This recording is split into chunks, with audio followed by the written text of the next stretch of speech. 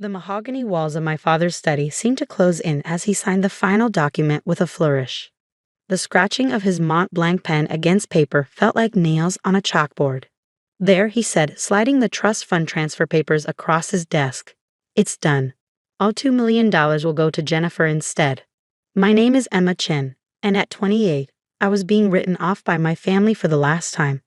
My sister Jennifer stood by the window, trying to hide her triumphant smile as she watched our father disinherit me. Emma, my mother sighed from her perch on the leather armchair, if you just gone to law school like your sister, if you just applied yourself. I did apply myself, I said quietly, watching my father's expression darken. Just not to what you wanted. Playing with computers in your apartment isn't applying yourself, he snapped, standing up to tower over his desk. Your sister made partner at Thompson and Mitchell at 32. Meanwhile, you're what? Coding websites for small businesses, living in that tiny apartment in the city. I could have told them then. Could have explained that what they saw as playing with computers was actually the development of an AI-driven financial technology platform that was about to revolutionize global markets.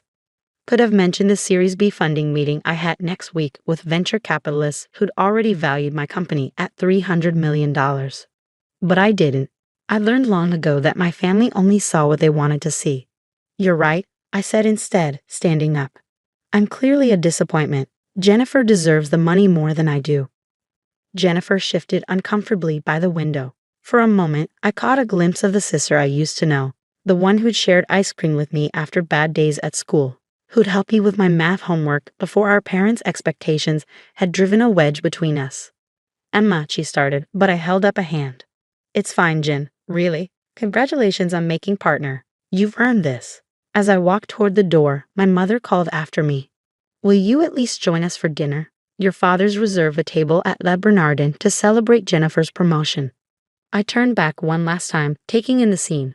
My father's disapproving frown, my mother's practiced worry, Jennifer's mix of triumph and guilt. The study walls were lined with law degrees and Bar Association awards. Not a single photo of me or my accomplishments in sight. I have a meeting, I said, but enjoy dinner. The drive back to the city gave me time to think. The trust fund had never been about the money. I had more than enough of my own now. It was about what it represented.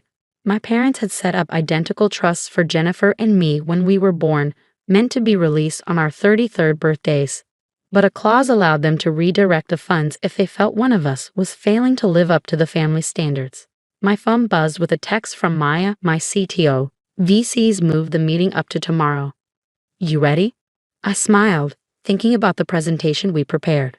More than ready, I typed back. Time to change the game. When I reached my apartment, the tiny space my father had sneered at, I kicked off my heels and walked straight to my home office. The wall-mounted screens displayed real-time data from our AI system's latest test run. Numbers scrolled past, each one representing another successful prediction, another validation of what we built. The playing with computers my father dismissed had led to the creation of ATGNA, adaptive trading heuristics and enhanced neural analytics, an AI system that could predict market movements with unprecedented accuracy, processing millions of data points to identify patterns human traders could never spot. My phone buzzed again. This time it was Jennifer. I'm sorry about Dad, her text read. You know how he gets. The trust fund doesn't matter anyway, right? You're doing fine with your computer stuff. I stared at the message, noting how even Jennifer's attempt at kindness came with a subtle dismissal of my work. Thanks, Jen, I replied. Enjoy dinner. Turning back to my screens, I pulled up the pitch deck for tomorrow's EC meeting. The numbers were staggering. Our beta testing had shown ATGNA outperforming traditional trading algorithms by 312%. Major banks were already quietly reaching out, hoping to get early access to the technology. A soft chime announced an incoming video call from Maya. Her face appeared on one of the screens, her usual energy somewhat subdued. Hey, she said, how'd it go with the family? About as well as expected, I replied, running a hand through my hair.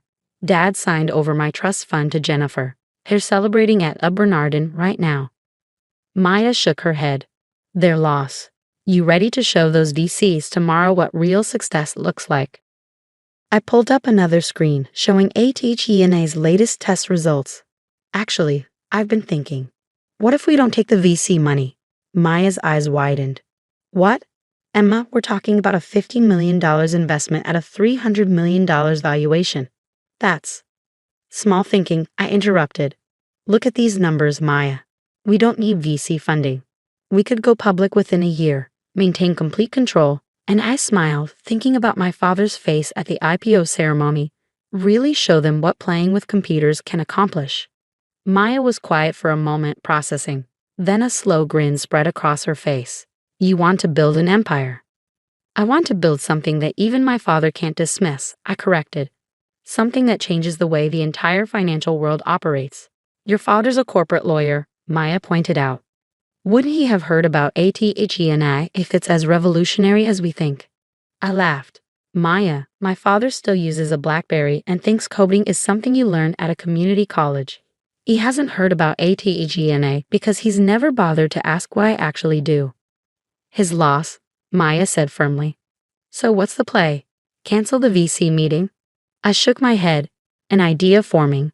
No, we use it. But instead of seeking investment, we pitch partnerships. Get them to open doors to their network of financial institutions. We don't need their money, we need their connections. 6 months after being disinherited, I stood in our new office space in downtown Manhattan, watching our team of engineers work on ATENI's final testing phase. The floor-to-ceiling windows offered a perfect view of the financial district, the same institutions that would soon be revolutionized by our technology. Emma, Maya called from her workstation, you need to see this. I walked over, coffee in hand, to look at her screen. The latest simulation results were beyond even our most optimistic projections. Athena wasn't just predicting market movements, it was identifying market-moving events before they happened. Is this accurate? I asked, leaning closer to study the data. Maya nodded, her eyes bright with excitement. Triple verified. The AI spotted patterns in social media, news articles, and trading behavior that predicted the Morgan Stanley merger announcement 3 days before it happened. If this had been real trading instead of a simulation, we would have made billions, I finished. Have you shown this to the compliance team? That's the best part, she said, pulling up another screen. Everything's completely legal. Athena isn't using insider information. It's just better at connecting publicly available data points than any human could ever be. My phone buzzed. A text from Jennifer. Hey sis, haven't heard from you in months. Parents are worried. Dad says your phone number at the apartment is disconnected. I smiled slightly. Of course it was disconnected. We'd moved the entire operation to a $40 million office space 6 blocks from Wall Street, but my family still thought I was playing with computers in my tiny apartment. I'm fine, I texted back. Just busy with work. Another buzz, this time from our head of legal, David. SEC meeting confirmed for next week. They're interested in the compliance protocols. That was an understatement. When word had gotten out that we were developing something revolutionary in the fintech space, the SEC had practically begged for a meeting. They wanted to understand our technology before it hit the market. Smart of them, really. Ms. Chen.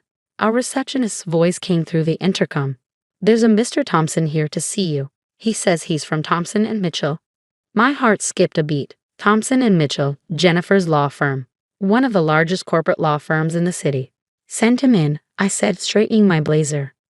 James Thompson himself walked through the door, senior partner and my sister's boss. He looked exactly like the kind of lawyer my father admired. Silver-haired, perfectly tailored suit, exuding old money confidence. Ms. Chen, he said, extending his hand. Thank you for seeing me without an appointment. I hope you'll forgive the intrusion. But when we heard rumors about what you're developing here. You heard rumors? I asked, gesturing for him to sit. From whom? He smiled diplomatically. Let's just say certain financial institutions are very interested in your technology. They're our clients and they asked us to explore potential relationships. Does my sister know you're here? His smile faltered slightly. Jennifer? No, this meeting is strictly confidential. Though I must admit, I was surprised to learn you were her sister. She's never mentioned that she has a sister who plays with computers. I finished for him. I imagine she hasn't mentioned me much at all. Maya appeared in the doorway, tablet in hand. Emma, sorry to interrupt, but the Goldman Sachs team is here for their demo. Thompson's eyebrows shot up at the mention of Goldman Sachs. I could almost see him recalculating my worth in his head. Mr. Thompson, I said, standing, I apologize, but I have another meeting. If you'd like to discuss potential relationships, you can contact our legal team to schedule something. Of course, he said, rising quickly. But Ms. Chen, whatever Goldman is offering, we can match it. Thompson and Mitchell represents half the major financial institutions in the city. I walked into the door, feeling a strange satisfaction. It's not about the money, Mr. Thompson. It's about changing the game entirely. I'm sure you understand. After he left, Maya gave me a knowing look. You enjoyed that, didn't you? Maybe a little, I admitted. How long until he tells Jennifer about our little operation here? Given that your sister's firm represents billions in financial interests, I'd say about 5 minutes. Sure enough, my phone buzzed again. Emma, why didn't you tell me? Jim Thompson just came back from your office looking like he'd seen a ghost. What exactly are you working on? I put my phone away without responding. There would be time for family revelations later. Right now, we had a demonstration to prepare for. The Goldman Sachs team was already waiting in our conference room. 5 executives in expensive suits, trying not to look too eager. Their presence here was a coup. Getting Goldman as an early partner would open every door in the financial world. Ladies and gentlemen, I began, standing at the head of the table. What you're about to see will fundamentally change how the markets operate. But first, I need you all to sign these NDAs. The morning of our IPO, I stood in front of my mirror adjusting my suit. Chanel, not that my parents would recognize the difference. The Wall Street Journal sat on my desk, our company's impending public offering splashed across the front page. ATE and AI set to launch biggest tech IPO of the year. Expected valuation, $800 million. My phone had been buzzing nonstop for days. First Jennifer, then my mother. Finally, even my father had tried to reach out. I'd let their messages pile up unanswered. They'd all be at the ceremony today anyway. The invitations had gone out weeks ago. Ready for this? Maya asked, appearing in my office doorway. She traded her usual tech company casual wear for a sharp business suit. Born ready, I replied, picking up my presentation folder. How's ATE&A performing this morning? Like a dream. The latest analysis shows her predicting market movements with 99.7% accuracy. The trading floor is buzzing. Everyone knows this is going to change everything. We made our way to the stock exchange where crowds had already gathered. Financial reporters lined the entrance, cameras flashing as we approached. I caught snippets of their commentary. Youngest female CEO to take a company public. Revolutionary AI trading technology. Already has contracts with major financial institutions. Inside, the exchange was electric with anticipation.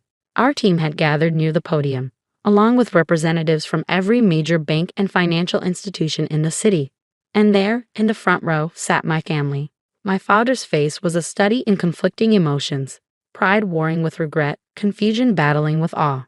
My mother kept dabbing at her eyes with a handkerchief. And Jennifer just stared at me like she was seeing her sister for the first time. Emma, my father stepped forward as I approached the podium.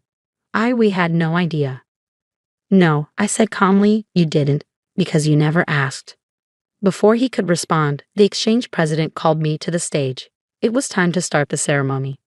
Ladies and gentlemen, I began, my voice carrying across the suddenly quiet trading floor. 3 years ago, I started coding ATE&A in a tiny apartment. People called it playing with computers. They said I was wasting my potential. They couldn't see that I was building the future. My eyes met my father's as I continued. Today, ATE&A processes more financial data in a second than all of Wall Street could analyze in a month.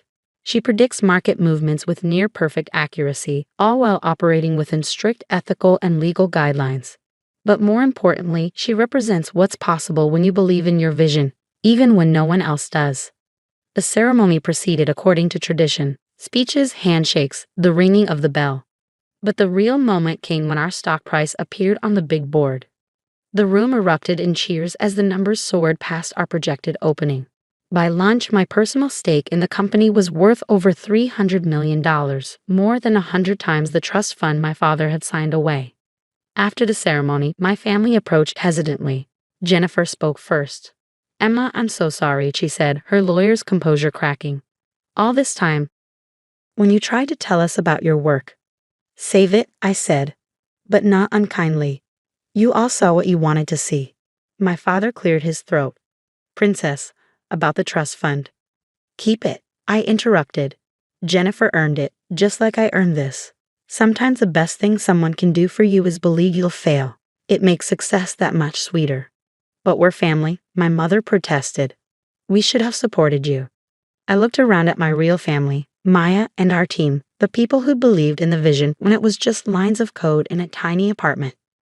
You're right, we are family, I said.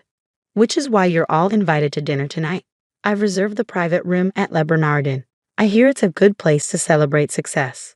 My father's face reddened at the reference to that dinner 6 months ago, but he managed a small smile. We'd be honored.